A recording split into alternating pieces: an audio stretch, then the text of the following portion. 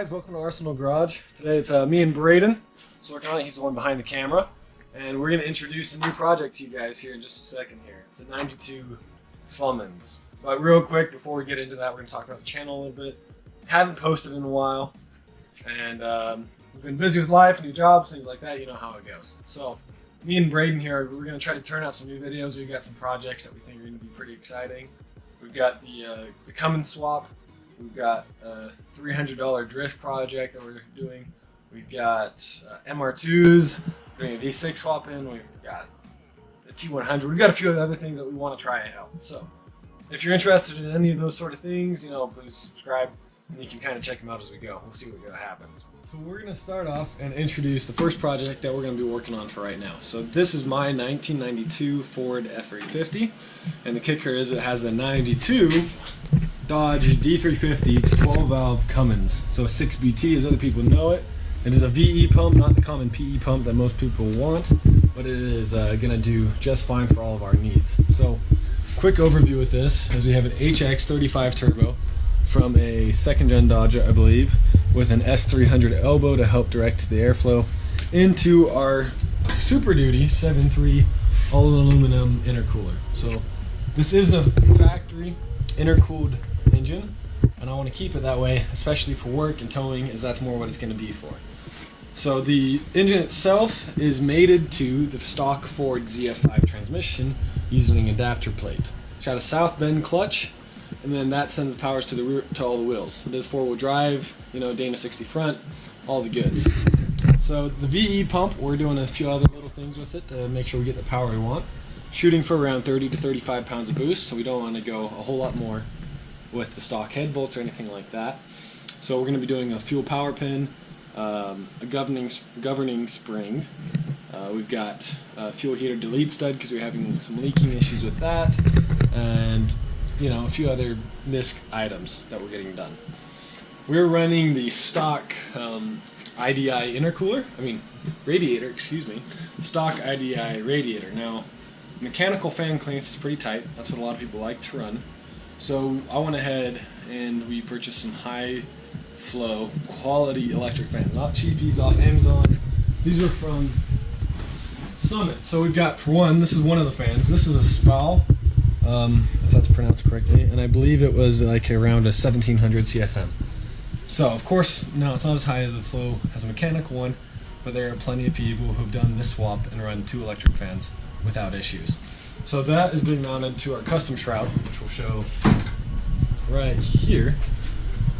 Where I already tried to mount some other electric fans on it. So this one clears just fine, and these are 2200 CFM fans I bought from Summit. And this one right here hits one of the pulleys, as you can kind of see. So we'll be replacing this one with a Spal fan to create the low clearance that we need, and they should both clear just fine.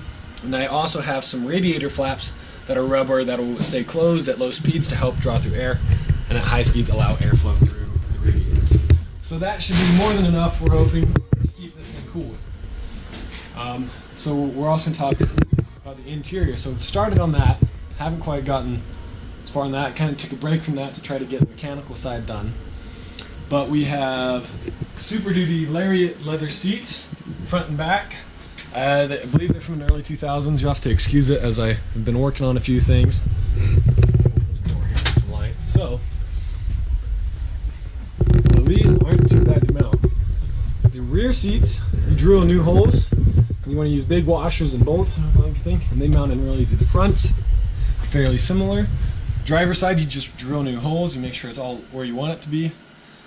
The passenger side seat and the passenger side of the center fold-down seat, however, do require cutting the brackets and re-welding them to clear or to mount properly. So those have already been done, although I do have to adjust the passenger seat slightly, as it is a little crooked.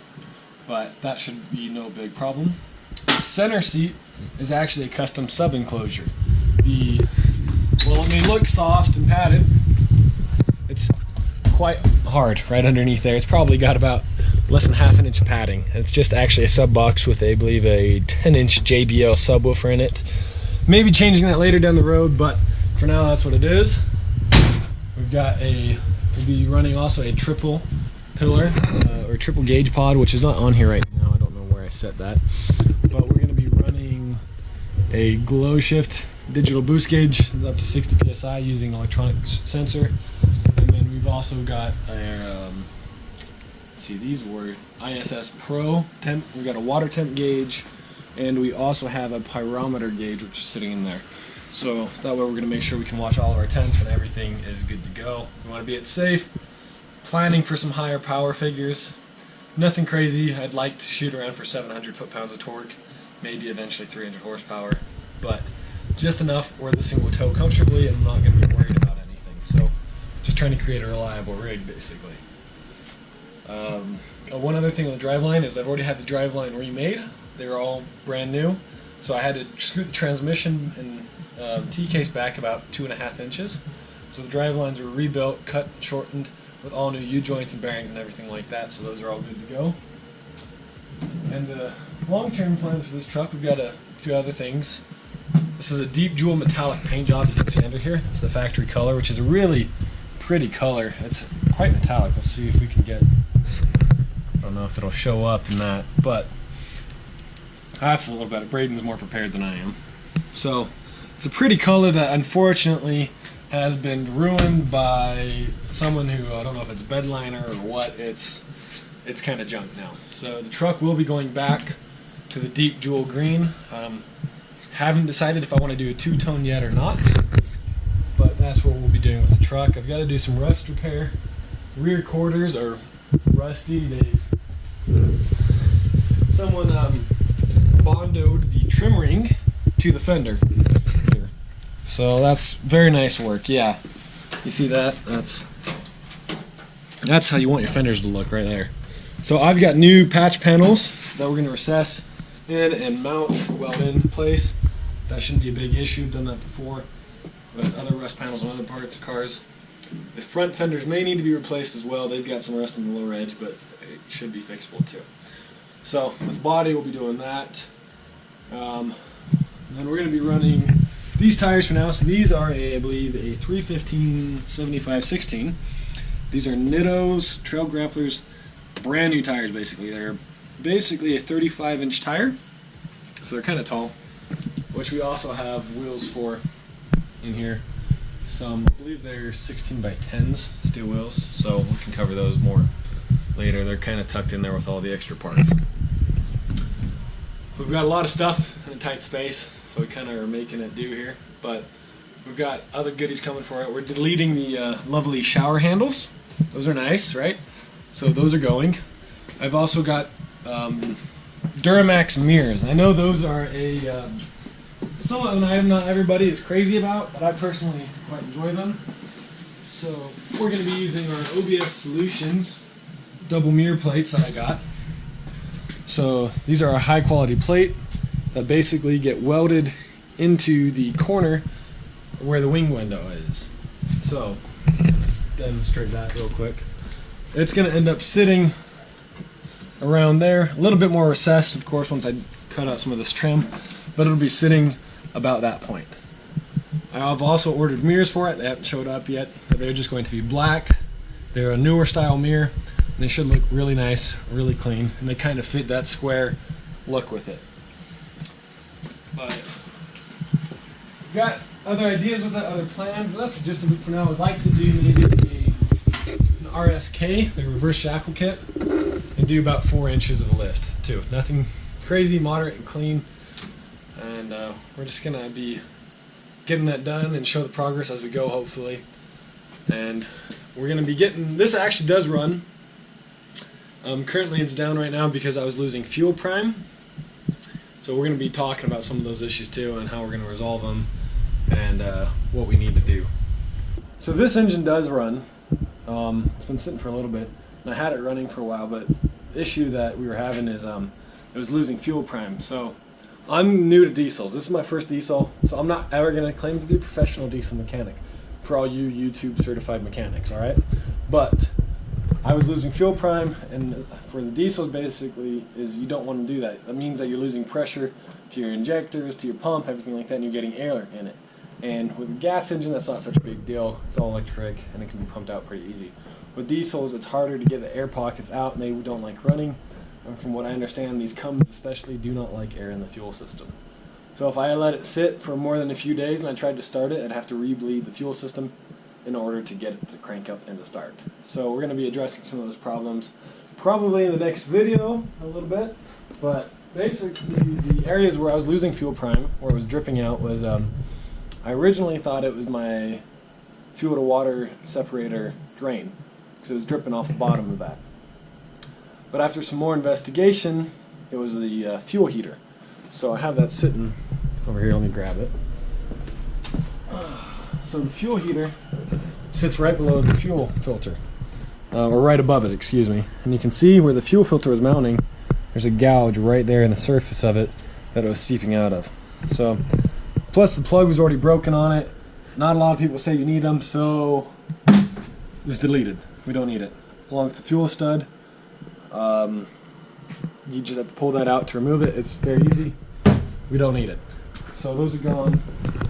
Simplify the process a little bit, and then we're using a Cummins fuel delete stud. So this is fairly simple. It has an Allen head in one side, and you thread it into the block, which then you would thread on. In my case, I've got a brand new Fleet Guard filter, where this just threads right on that. So that's gonna fix hopefully our fuel prime issue, as that was the only place we were leaking out fuel. So that should solve that problem where it starts every time without issue. And in the meantime, so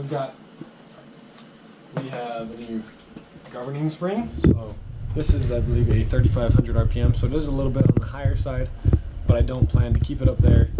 And some of you people may know better, but from what I could find, it shouldn't be an issue for what we're doing. And as long as I'm not revving it out there and keeping it there constantly, which I don't plan to, then it should be a solid enough choice. We also have our fuel pin. Now this is the old Smoky pin from, I think it was Power Driven Diesel, if I remember right. Could be wrong. So this right here, and the VE pumps, it's pretty cool to see how they work, because I'm used to gas engines with fuel injection and ECUs and everything like that. But this is what controls our fuel, right? So this is the fuel pin. It's this right here, from what I can understand, you have your pin that opens and allows the fuel into this pump, which then sends it out directly to each of the injectors. So as you pull the throttle, that's going to push this up and down, which moves the pin on this slide controlling your fuel. So this is more aggressive than stock by quite a bit. Hopefully it's not too much fuel, as I don't want too much fuel, as I do not want to be going around throwing black smoke everywhere. That's not really my style. I just want a good healthy tune. So if it's too much, I can probably drop it down the pin, but for now that's what we're starting out with. The fuel pin is really easy to change. It is just sitting right underneath I can't talk, y'all. So the fuel pin sits right underneath this cap. It's 4 screws. This fuel line comes out, you can change it. Our governing spring, we have to take off this body, the VE pump, in order to change it. So those will be done as well here while I have the fuel system all dried up. Then it's just a matter of plumbing everything, getting everything done. So we've got to plumb our intercooler piping, which will have to come up and down through the core supports area, which you can kind of see. It's a bit of a tight fit, but it's doable. You have to trim the core support for your Super Duty intercooler, but lots of people have done it without issues, so that's what we'll be doing. And then once you plumb that, the radiator, there's not much to make the engine run, as some of you know. It's a fuel solenoid and your starter, and that's it really to make it run. Of course you want to have other things, but those are all you need to make it run. So really actually not too bad. I don't know which brand the brackets are that are on here that came with the truck, but it's running a stock alternator. I believe it is the 7.3 alternator with a 7.3 AC compressor, which is sitting over there too. That sits right here. And then it is a 6.0 starter and the stock Dodge power steering pump, which funnily enough just threads right in. You don't have to change any of the fittings. You can it just goes right in, real simple. So it's really nice like that. It's got the conversion mounts on it. Again, I don't know what brand. I kind of bought the truck as a project with all the parts and everything. So, but that's where we're at with that, and we're making progress. So, all right. So that's kind of our little update here. We got to get Brayden in there. There's Brayden. He's gonna try to be more involved too, but he's also. I'll try. I'm a little awkward. But... Yeah, he is awkward. He's kind of weird. I'm weird too, though, so it's all good. But he is the camera guy. Star, Yeah. Brake project. Shut up. So the he's kind of the camera guy. He's got some nicer stuff, so we're gonna try to make it a good, friendly, fun sort of vibe. So that's what we're shooting for here. We're just gonna kind of start off chill and see if we can get the ball rolling, and have some fun with it. And that's kind of what we're aiming for. So we're hoping that kind of gets some of you guys' interest. Maybe you can give us a, subscribe with us and follow and see how stupid we get and things like that. But we're excited to work on some of these things. We've got some good ideas. I'm pretty excited for the drift project. It's an LS400 for those of you who care, and that one will be pretty fun. But we're going to get into this project more in the next video. We're going to talk about some of the things we're doing, things that I've gotten done since this video, and we'll keep you guys in the loop on that too. So appreciate you guys watching, and y'all have a great day. Thanks.